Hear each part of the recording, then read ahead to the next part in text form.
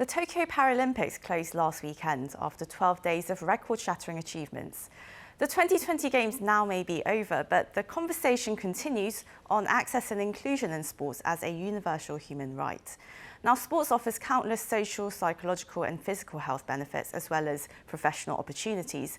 But for athletes with disabilities, they must go through extra social hurdles to train, compete and demonstrate their abilities. With the closing of the Tokyo Paralympics, we take a look at how communities around the world can better support and empower athletes and promote sports for all. For this, we connect with paratriathlete Allysa SEELY, who won gold at this year's triathlon in Tokyo, becoming a two-time gold medalist. And we also have joining us Dr. Mary Hums, a professor of sport administration at the University of Louisville, who has been a tireless advocate for inclusion in sport and has worked for multiple Paralympic Games since 1996, as well as other sporting events such as the Olympics. A very warm welcome to you both, ladies. Thank you so much for joining us. Well, Allysa, first of all, congratulations. I mean, you've made history by becoming the first gold medalist of the first ever triathlon to be held at the Olympics back in 2016 in Rio, and now you've defended your title. Let me ask you, what made you determined to go back for the gold? You know, my biggest motivation in sport is really to be the best athlete I can be. And hopefully along the way, I can encourage others who have disability or chronic illness to try sport, to be active and to have that a part of their everyday lifestyle. Well, you actually first competed in a triathlon in 2008, I believe, before you started developing neurological symptoms and spent 2 years, as you said, not living but surviving due to all the operations on your brain and the back surgery as well. But still, you debuted as a paratriathlete in 2012 and earned bronze at the ITU Paratriathlon World Championships that same year. Now you've got 2 golds from the first and second Paralympics ever to hold triathlon matches. And well, what is it about triathlons that you love, and how did you deal with the tough times while you were training? For me, I really love the variety triathlon offers. I love having 3 different disciplines to train. It mixes things up quite frequently and keeps me on my toes. There's always a new challenge to tackle, and I really enjoy just chasing different challenges and trying to become better in everything I do. Through the hard times in sport, or hard times in life, I really relied on sport to get me through. I've always been an athlete and a competitor, and when I acquired my disability, that didn't change. And so it was very natural to come back to sport and to be that athlete that I always had been.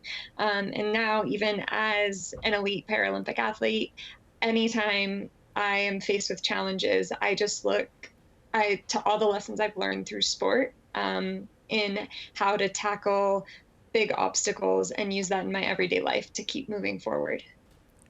And Dr. Hums, you've dedicated decades of your career to advancing athletes and their human rights to sports, and you've worked to increase the inclusion of people with disabilities, women and minorities. Now, the Tokyo 2020 Olympics Committee, their initiative was to strive towards a society where everyone is free to live as they are and respecting diversity and inclusion for every person, whatever their background or circumstances may be. Do you think the Paralympics, upon its closing, managed to somewhat achieve its vision? Before I address that, first of all, thank you for allowing me to be on the show and to share the show here with Allysa. This is a great honor for me as well to be here, so thank you for that. You know, the question of legacy always comes up when it comes to an Olympic and Paralympic Games, particularly now with the Paralympic Games and what the you know, in the future, what it's going to look like for people with disabilities now in Japan or around the world. You know, I think we have to wait and see. Legacy takes time, doesn't it? Legacy takes time. It may take, you know, some years, some months, some years, some generations before we know. So a little bit of patience is always necessary. But by seeing people with disabilities, you know, as athletes, by seeing people with disabilities as spokespeople, seeing people with disabilities out in the community, it lets everybody realize we're no different. We're no different than anybody else. We have the same needs, the same desires, and the same need to be respected and have dignity. So here's hoping that the games, as they showcase athletes with disabilities and people with disabilities, that legacy will live on. I think beyond just, like I say, there's a lot of excitement right when the games end, but we want to make sure that that excitement continues into the years going forward. Well, Dr. Hums, I believe everyone had their work cut out preparing for this 2020 Olympics, which was delayed, of course, due to the pandemic. Now, what kinds of complications would this have presented to Paralympic athletes in their training and their preparations for the delayed Games in Tokyo? Well, number one would be the question of whether or not there was some question whether games were even going to happen at some point. And so, as athletes, even as sport managers, when you work on a 4-year Paralympic cycle and you kind of put your life on hold for those 4 years and make decisions about what you're going to do, as athletes to train. Well, with the pandemic, you've got areas where people used to train before closed down. So gyms, clubs, physiotherapists, not having access to them. So, people will have rearranged their lives and now suddenly they don't have access to training or to the facilities or resources that they need. And for some athletes, that may have been a barrier an obstacle they couldn't have overcome. For some athletes, the extra time that the games, being postponed may have allowed them to train for another, discipline in their sport. So, it may work both ways, but the difficulty of not knowing, when you tie that into, and I was a college athlete, but not an elite Olympic athlete by any stretch, but the idea of training on that elite level, having everything set up, and now we don't know if it's going to even happen. That, mentally, that's a challenge. That's a big challenge. But as we know, elite Paralympic athletes are tough, tough mentally, tough physically, and we saw how those performances, how well and how great they were in Tokyo. Very tough indeed, dealing with what for most people would have really been the tipping point. And well, Alyssa, the year 2020 must have been particularly more difficult for you because, well, there were, of course, the delayed games, but you were also diagnosed with endocarditis and you had to treat infections in your leg while training at the same time. Did you ever feel like it was too much? And, well, how did this whole process affect your training? And most of all, how did you keep motivated despite the very harsh circumstances? Yeah, 2020 was a really rough year for me. Between the pandemic and then the personal health challenges, it became probably one of the hardest years of my career. There were definitely days I questioned if Tokyo was going to still be an option. The infection in my heart led to blood clots and multiple other complications that took me entirely out of training and sport for 4.5 months. And then I had to slowly build back in after losing 20 pounds of muscle. And so there were definitely days that I questioned if it was possible, if the timeline would allow me to be able to qualify for Tokyo and to be able to compete to the level I had set my goals at prior to the pandemic and those illnesses. Fortunately, things did start to come together, training did pull together, and I was able to have a very great day. On race day, my body felt strong and healthy. But I think it was definitely mentally one of the hardest times I've been through, between being isolated at home and struggling through a lot of different health challenges. And Alyssa, if you don't mind me asking, I mean, it must have been very worrying as well, because we're hearing so many reports about possible heart complications that come with vaccination against COVID-19. I mean, how are you dealing with the situation? I was vaccinated very early, and some of those concerns hadn't been raised as highly at the time. I did not have any complications with the vaccine, and we don't foresee any happening in the future either. I think speaking with all of my medical team, everybody felt that it was very, very strongly that it was important that I got vaccinated. We know how high of risk I was at for the virus to be very severe in my body. And so we did weigh the risks and the benefits and decided as a big medical team with my inclusion that the benefits extraordinarily outweighed the risks. And I'm glad to have that protection. And it definitely has made me much more confident being able to train and travel and even attend the games. I don't think I would have felt comfortable to fly across the world had I not been vaccinated.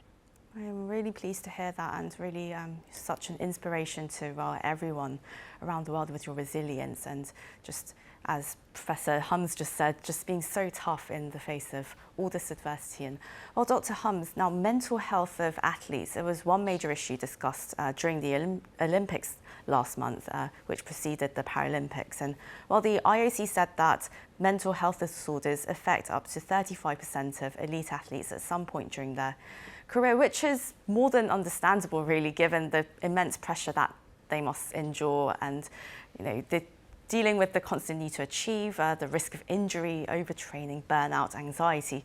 Now, in your experience of working with Paralympians, how does competing at the highest level really impact their mental health, and how should this conversation be expanded to support Paralympians? Well, I think Paralympians are elite athletes. So let's start right there. So when you think about the mental health issues that would be affecting elite athletes, Paralympians fall into that category. Now, in addition, Paralympians will be dealing with different types of conditions, which, again, when we talk about what was going on with the pandemic, could you access the training facilities that you need? How is it to work with your medical team?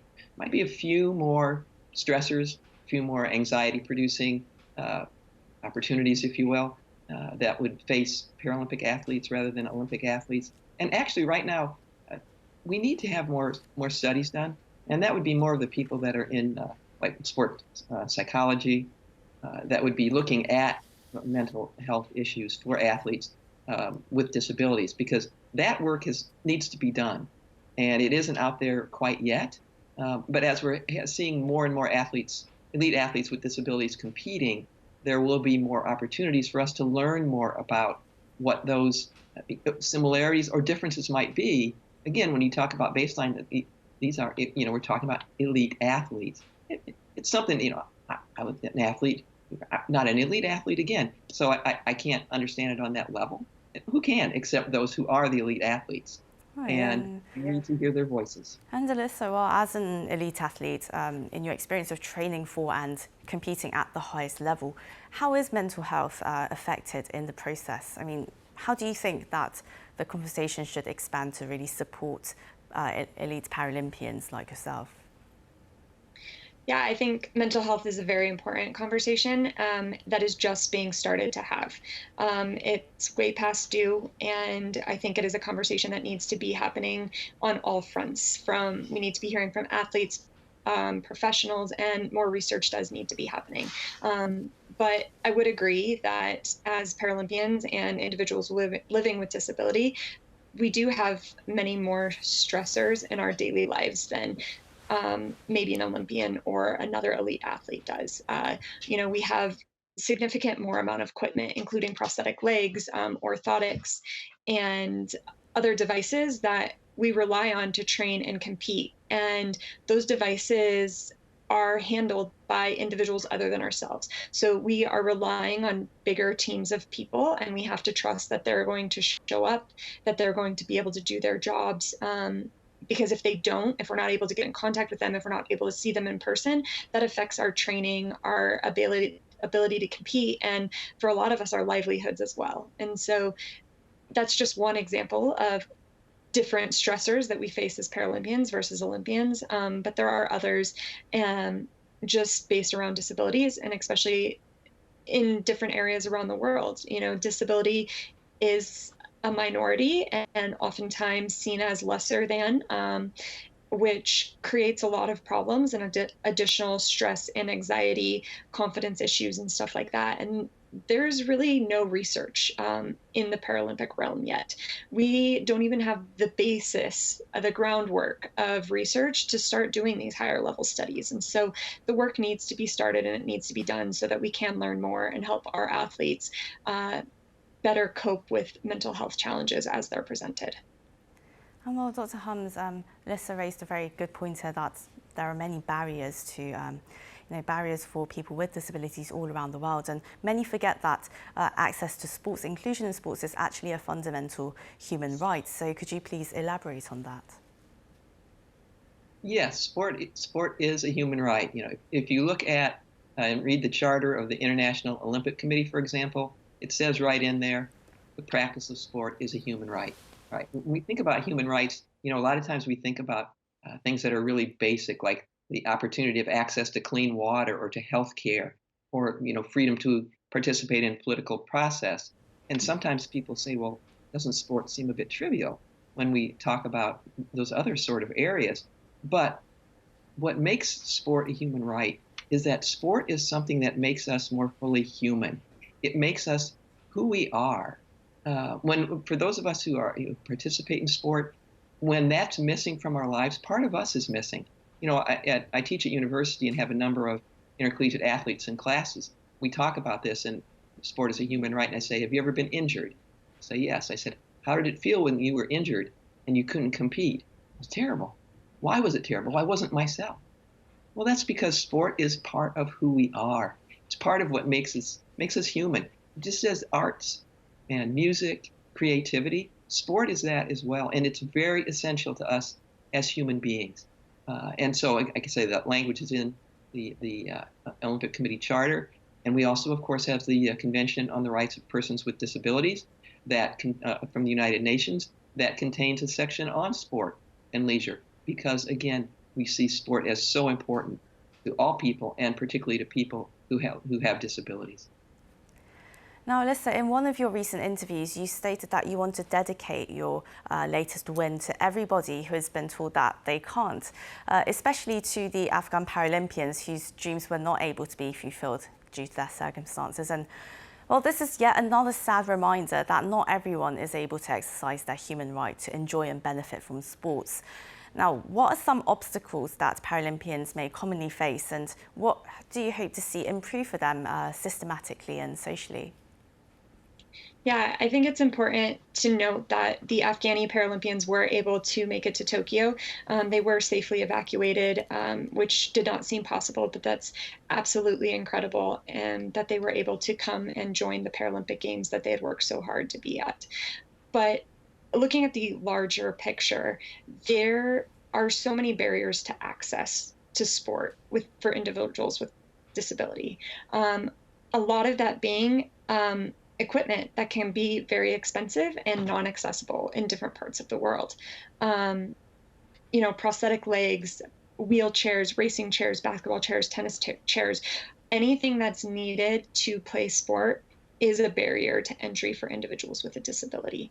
There are many countries across the world that don't have basic prosthetics for everyday life, let alone sport prosthetics. And so barriers like that are very, very limiting in every country, from the poorest in the world to some of the richest in the world. Individuals have that barrier to accessing equipment necessary to participate in sport. And then the other are social stigmas around disability, around perceived inabilities of the individuals with a disability. And the stereotype needs to go away, and we need to start seeing individuals with disability as having worth and having value and being capable and able to participate in all facets of life. And just lastly, before we go, Allysa, what's your goal for the future? Coming off the games, I do plan on continuing training for Paris. I want to continue my work in different sport processes. I've worked closely with USA Triathlon as part of their athletes committee, hoping to build better access to sport for individuals with disabilities, as well as on their board of directors. And I've worked with US Olympic and Paralympic Committee as well. And I hope to take some of that work international in this next 3 years in the lead up to Paris, because at the end of the day, the medals are amazing, but I want to leave a legacy bigger and better than that. I want to make sure that individuals all around the world, no matter their disability or their circumstances, have the opportunity to try sport and enjoy sport. Well, that was two-time Paralympic gold medalist Allysa SEELY and Dr. Mary Hamza, Professor of Sports Administration at the University of Louisville. Thank you both so much for your time. Thank you for having me. You're welcome. Thank you. And to our viewers, as always, thank you very much for watching.